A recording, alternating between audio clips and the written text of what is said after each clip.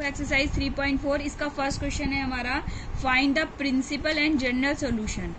हमें principal value भी निकालनी है और जनरल सॉल्यूशन भी निकालना है गिवन इक्वेशन का। तो फर्स्ट हमें दे रखा है tan x is equal to √3।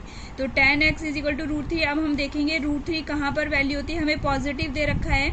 तो tan की √3 किस में वैल्यू होती है, tan 60 पर, यानी tan π/3 पर होती है।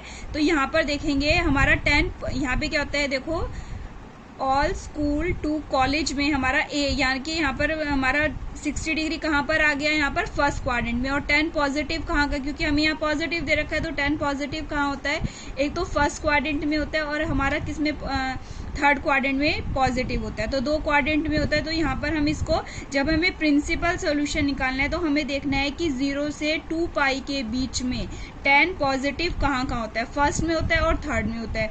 तो फर्स्ट तो हमें गिवन ही है π/3, और अब हमें थर्ड पे जाना है। तो थर्ड पे जाने के लिए हमें क्या करना पड़ेगा, पाई में से इसको प्लस करना पड़ेगा, क्योंकि पाई प्लस करेंगे जब भी, हम पाई में कुछ प्लस करेंगे जब हम कहाँ पहुंचेंगे, थर्ड क्वाड्रेंट में पहुंचेंगे। तो हमने पाई में प्लस कर दिया π/3। तो ये हमारे क्या हो जाएंगे, प्रिंसिपल सॉल्यूशन, यानी कि एक तो x इज इक्वल टू π/3 हो जाएगा और पाई एलसीएम लेंगे तो क्या आ जाएगा 4π/3, यानी कि π/3 और 4π/3 क्या आ गए हमारे इसके given tan x is equal to √3 के प्रिंसिपल सॉल्यूशन आ गए। अब हमारा जनरल सॉल्यूशन के लिए मैंने बताया था रूल आपको, tan x is equal to अगर tan y होता है तो x is equal to n π plus y होता है। तो अब हमें जो फर्स्ट वाला होता है वही रखना होता है। तो x इज इक्वल टू क्या रख दिया मैंने, n π प्लस y क्या दे रखा है मुझे यहाँ पे π/3। तो x is equal to n π plus π/3, जहाँ पर n कहाँ से बिलोंग करता है, n बिलोंग्स टू इंटीजर। तो हमारा क्वेश्चन कंप्लीट होता है। सेकेंड क्वेश्चन है हमारा, secant x is equal to 2। देखो सीकेंड एक्स में तो मैंने कोई भी आपको जनरल सॉल्यूशन नहीं बता रखा, तो इसको सबसे पहले हम क्या करेंगे, tan में कन्वर्ट कर देंगे। तो इस cos में कन्वर्ट कर देंगे। सीकेंड किसका रेसिप्रोकल होता है, cos का। तो इसको लिख दिया मैंने 1/cos x is equal to 2 लिख दिया।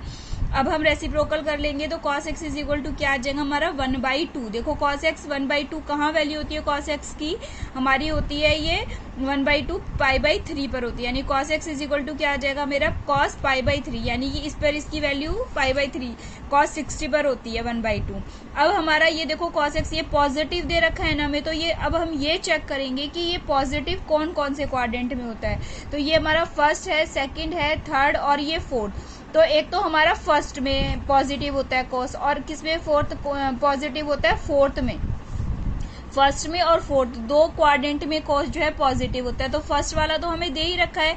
फोर्थ में करने के लिए हमें क्या करना पड़ेगा, देखो इसी लाइन पे 2π माइनस, इसी पे हमें सारे चेंज करने हैं, 2π माइनस π/3, तभी तो 4 क्वाड्रेंट। ये लाइन हमारी किसकी है, 2π की लाइन है। यहाँ पर 2π होता है, यहाँ पर पाई होता है। तो 2π में से हम समथिंग माइनस करेंगे तो हम फोर्थ क्वाड्रेंट में आ जाएंगे। तो 2π माइनस π/3 हो जाएगी इसकी प्रिंसिपल वैल्यू। ठीक है, प्रिंसिपल वैल्यू कौन कौन सी हो गई हमारी, एक तो π/3 हो जाएगी और एक हो जाएगी 2π माइनस π/3। एलसीएम 3×6 माइनस 5, यानी कि 5π/3। तो इसकी 2 वैल्यूज आ जाएंगी प्रिंसिपल सॉल्यूशन की, π/3 और 5π/3। अब जनरल सॉल्यूशन हमारा cos x is equal to, अगर cos y होता है तो इसका होता है x is equal to 2nπ plus minus में y। तो x is equal to 2nπ plus minus, अब हमारा y क्या है हमारा π/3। तो यहाँ पे रख के हमारा क्या निकल जाएगा, जनरल सॉल्यूशन। बच्चों ये याद करना बहुत जरूरी है, अगर हमें इसकी वैल्यू पता नहीं है जनरल सॉल्यूशन की तो हमारे क्वेश्चंस नहीं निकलेंगे सही। नेक्स्ट देखो cot x is equal to minus का √3। इस बार हमें माइनस का दे दिया। अगर हम इसको tan में कन्वर्ट करते हैं, जो भी हमें सीकेंट, कोसीकेंट और cot दे रखे होंगे, सबसे पहले हम उन्हें साइन, कॉस और tan में कन्वर्ट करेंगे। तो cot को मैंने पहले tan में कन्वर्ट किया, तो tan x is equal to कितना आ गया मेरा, माइनस का 1/√3 आ गया। या फिर हम ये 1/√3 को क्या लिख सकते हैं, कहाँ पर होती है इसकी वैल्यू, tan 30 पर होती है, यानी कि माइनस का tan π/6 हो गया। ठीक है, 5/6 माइनस का है तो हम इसको कैसे लिख सकते हैं, tan π माइनस π/, क्योंकि ये जो है tan माइनस कहाँ कहाँ होता है, देखो एक तो सेकंड क्वाड्रेंट में माइनस होता है और एक कहाँ पे माइनस होता है, फोर्थ क्वाड्रेंट में। सेकंड में और फोर्थ में माइनस होता है। तो सेकंड में तो हम क्या लिख सकते हैं, इसको इसी लाइन से लिखते हैं हम, पाई माइनस में π/6। ठीक है, एक तो लिखेंगे पाई माइनस में π/6, क्योंकि ये माइनस को ऑब्जॉर्व करेगा, अंदर जाएगा फिर। तो अंदर के लिए हमें क्या लिखना पड़ेगा, tan 180 माइनस थीटा, तभी तो माइनस का tan थीटा होता है। तो इसको मैंने लिख दिया tan π माइनस π/6 लिख दिया। और इसको एक और क्या लिख सकते हैं, इस वाले फोर्थ क्वाड्रेंट में लाने के लिए tan 2π माइनस π/6। ठीक है बच्चों, माइनस में है, हमें अब गिवन माइनस में मैंने आपको बताया था जो भी इक्वेशन हमें दी जाएगी वो वैल्यू कहाँ सेटिस्फाई करते हैं 0 से 2 पाई के बीच में, उसको कहते हैं हम प्रिंसिपल सॉल्यूशन। तो अब हमें tan जो है ये माइनस का π/6 दे रखा है, तो माइनस कहाँ होता है, एक तो सेकंड क्वाड्रेंट में होता है और फोर्थ क्वाड्रेंट। सेकंड में आने के लिए हमें पाई में से माइनस करना पड़ेगा और फोर्थ में लाने के लिए हमें 2 पाई में से माइनस करना पड़ेगा। तो इसके प्रिंसिपल सॉल्यूशन कौन कौन से हो जाएंगे, एक तो 5π/6 हो जाएगा और एक क्या हो जाएगा 11π/6। तो ये इसके दो प्रिंसिपल सॉल्यूशन हो गए। और इसका जनरल सॉल्यूशन क्या बताया था, अगर tan x = tan y होता है तो x = n π + y। तो x = n पाई और y क्या है हमारा 5π/6, जहां पर n बिलोंग्स टू क्या करता है हमारा इंटीजर्स के। नेक्स्ट दे रखा है आपको कोसिकेंट x = -2 दे रखा है। सबसे पहले मैंने इसको साइन में कन्वर्ट किया, 1/sin x = -2। तो sin x की वैल्यू कितनी आ जाएगी, -1/2 आ जाएगी। अब ये माइनस का साइन π/, ये किस पे वैल्यू होती है sin 30, यानी कि -π/6। अब देखो साइन हमारा किस में नेगेटिव होता है, एक तो थर्ड क्वाड्रेंट में नेगेटिव होता है और किस में होता है फोर्थ क्वाड्रेंट में। फर्स्ट में और सेकंड में तो ये क्या होता है हमारा साइन पॉजिटिव होता है, फर्स्ट में और सेकंड में पॉजिटिव होता है, नेगेटिव थर्ड में होता है और एक फोर्थ में होता है।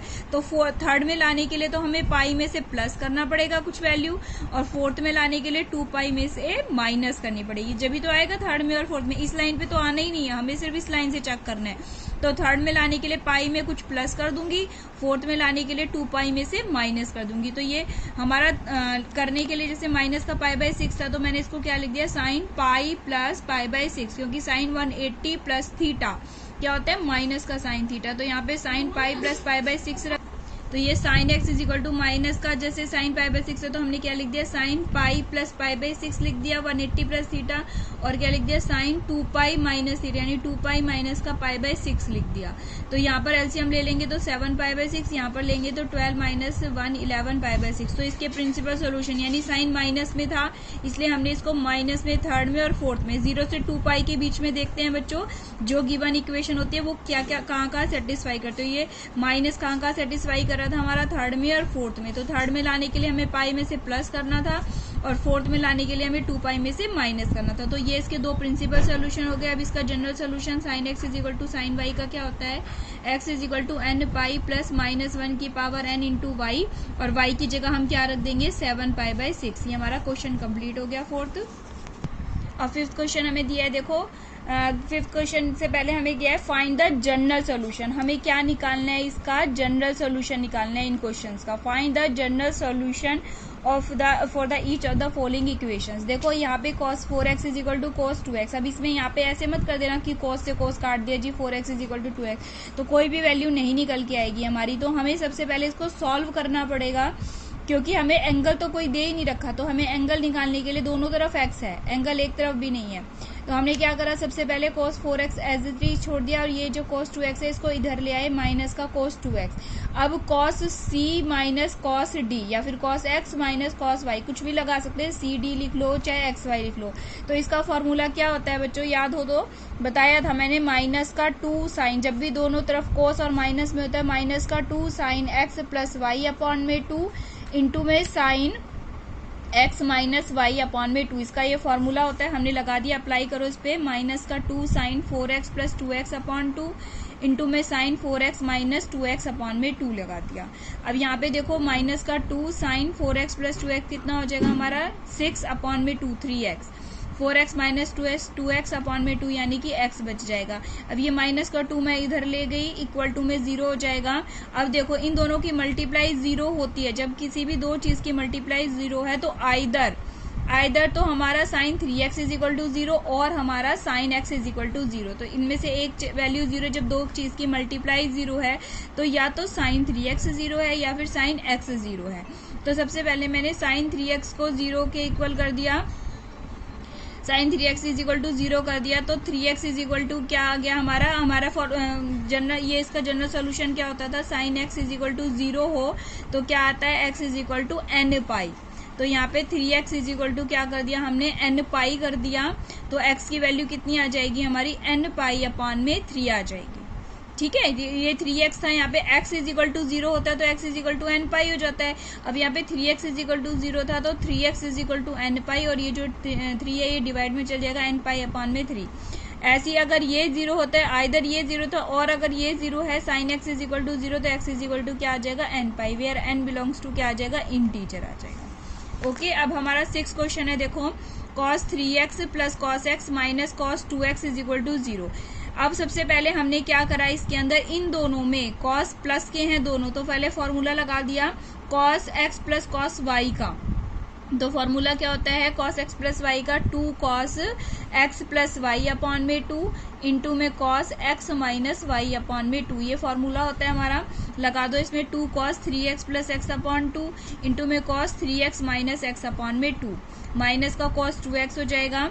अब यहाँ देखो 2 cos ये क्या था 4x अपॉन में 2 यानी कि 2x हो जाएगा, ये 3x माइनस x यानी 2x अपॉन में 2 यानी x हो जाएगा, माइनस में cos 2x हो जाएगा, cos 2x कॉमन ले लेंगे इन दोनों में से तो क्या बचेगा 2 cos x माइनस में 1 बच जाएगा। अब इन दोनों की मल्टीप्लाई है, फिर से वही बात है, अगर मल्टीप्लाई 0 तो either cos 2x is equal to 0 और 2 cos x minus 1 is equal to 0। तो सबसे पहले हमने इसको 0 रखा, तो cos 2x अगर 0 होता है यानी कि cos x अगर हमारा 0 के इक्वल होता है तो इसका क्या फॉर्मूला होता है हमारा, x is equal to 2n plus 1 into में पाई बाई 2 होता है। अब यहाँ पे x की जगह क्या है मेरा 2x, तो 2x इज इक्वल टू क्या आ गया 2n plus 1 into pi by 2 आ गया। जो ये वाला 2 है ये डिवाइड में चला जाएगा तो 2n plus 1 into pi by 4। अब ये वाले को 0 रखा तो 2 cos x is equal to 1 और cos x की वैल्यू कितनी आ गई 1/2 आ जाएगी। अब 1/2 किस पे होते हैं cos 60 यानी कि cos पाई बाई 3 आ जाएगा। अब cos x is equal to cos y अगर हमारा होता है cos x is equal to cos y होता है तो हमारा क्या आ जाता है x is equal to 2n plus minus y, तो 2n pi plus minus Y हो जाता है, तो 2n pi as it is रख देंगे प्लस माइनस और y कितना है हमारा पाई बाई 3। तो ये क्वेश्चन कंप्लीट हो गया हमारा। अभी हमारा 7th क्वेश्चन है, देखो sin 2x plus cos x is equal to 0। अब देखो sin और cos है, इसमें तो कोई फॉर्मूला है नहीं मेरे पास, तो सबसे पहले मैंने क्या किया, देखो यहाँ पे क्योंकि sin और cos में कोई फॉर्मूला नहीं, या तो दोनों cos के हों दोनों sin के हों, प्लस में हो चाहे माइनस में हो। अभी दोनों अलग अलग आ गए, तो सबसे पहले sin 2x को हमने खोल दिया 2 sin x into cos x, formula होता है हमारा 2 sin x into cos x plus में cos x। अब इन दोनों में से cos x कॉमन ले लिया, क्या बच गया हमारा 2 sin x प्लस में 1 बच गया। अब इन दोनों की मल्टीप्लाई फिर से 0, तो either cos x is equal to 0 और 2 sin x plus 1 is equal to 0। तो cos x को 0 के इक्वल किया मैंने, तो वही फार्मूला जो अभी बताया था मैंने, x इज इक्वल टू क्या हो जाएगा 2n plus 1 into pi by 2, या तो ये आ जाएगा। और अगर मैं इसको 0 के इक्वल रखती हूँ तो sin x की वैल्यू कितनी आ गई मेरी माइनस का 1/2 आ जाएगी। माइनस का ये किस पे होती है sin 30 यानी कि sin पाई बाई 6 हो जाएगी। अब साइन जो है माइनस किस चीज में होता है बताया था अभी मैंने, कहाँ माइनस होता है, एक तो थर्ड में माइनस होता है और ये फोर्थ में माइनस होता है। तो थर्ड में आने के लिए मुझे पाई में प्लस करना पड़ेगा पाई बाई 6, ठीक है। तो साइन में x में हमने प्लस कर दिया पाई बाई 6, तभी हम थर्ड क्वाड्रेंट में आएंगे, और फोर्थ क्वाड्रेंट में आने के लिए 2 पाई में से माइनस करना है हमें पाई बाई 6। तो इसमें देखेंगे तो क्या आ जाएगा 7 पाई बाई 6 हो जाएगा, और ये क्या आ जाएगा हमारा 6 टू 12 माइनस 1 यानी 11 पाई बाई 6। ये तो हमारे प्रिंसिपल सॉल्यूशन निकल गया, हमें प्रिंसिपल वैसे पूछा नहीं था, निकाल दिए हमने 7 पाई बाई 6 और 11 पाई बाई 6। इसका हमें जनरल सोल्यूशन निकालना है, तो general solution sin x is equal to sine Y का क्या होता है x is equal to n pi plus minus 1 की पावर n इंटू वाई, और y कितना दे रखा है 7 पाई बाई 6। अब देखो 8 क्वेश्चन हमें क्या दे रखा है sec square 2x is equal to 1 minus में tan 2x दे रखा है, ठीक है। तो इसको सॉल्व करने का कैसे सॉल्व करेंगे, देखो सबसे पहले मैंने सेक्स स्क्वायर एक्स, हमारे 10th क्लास में आइडेंटिटी क्या पढ़ी है हमने, sec square x minus tan square x is equal to 1, ये आइडेंटिटी पढ़ी है हमने। हम x की जगह अब हमारा क्या है 2x, तो यहाँ पे sex square 2x minus tan square 2x, यहाँ पर एंगल सेम होने चाहिए, आइडेंटिटी तो वही लग जाती है, सिर्फ एंगल अगर यहाँ पे 3x होगा तो भी यही बात होगी, 4x होगा तब भी यही बात होगी। अब हमारा क्या आ जाएगा 2x, तो sec square 2x minus tan square 2x is equal to 1 हो गया। अब मैंने सेक्स स्क्वायर 2x की जगह ये जब माइनस का इधर जाएगा तो क्या आ जाएगा sec square x is equal to 1 plus में tan स्क्वायर x बच जाएगा। तो x की जगह मैंने क्या रख दिया 2x, तो यहाँ पर सेक्स स्क्वायर 2x की जगह क्या आ गया 1 प्लस में टेन स्क्वायर 2x आ गया इज इक्वल टू में 1 माइनस में टेन 2x। अब ये देखो जब ये इधर आएगा तो ये भी प्लस का है तो इधर आके माइनस का हो जाएगा तो 1 से 1 कैंसिल आउट हो जाएगा। ये आ गया टेन स्क्वायर 2x, ये माइनस का है तो इधर आके पॉजिटिव हो गया प्लस का tan 2x is equal to 0। इन दोनों में से टेन 2x कॉमन ले लिया हमने, यहाँ पे क्या बच गया टेन 2x प्लस में 1 इज इक्वल टू 0। ठीक है, अब ये दोनों की मल्टीप्लाई 0 तो either tan 2x is equal to 0 और हमारा क्या है tan 2x plus 1 is equal to 0।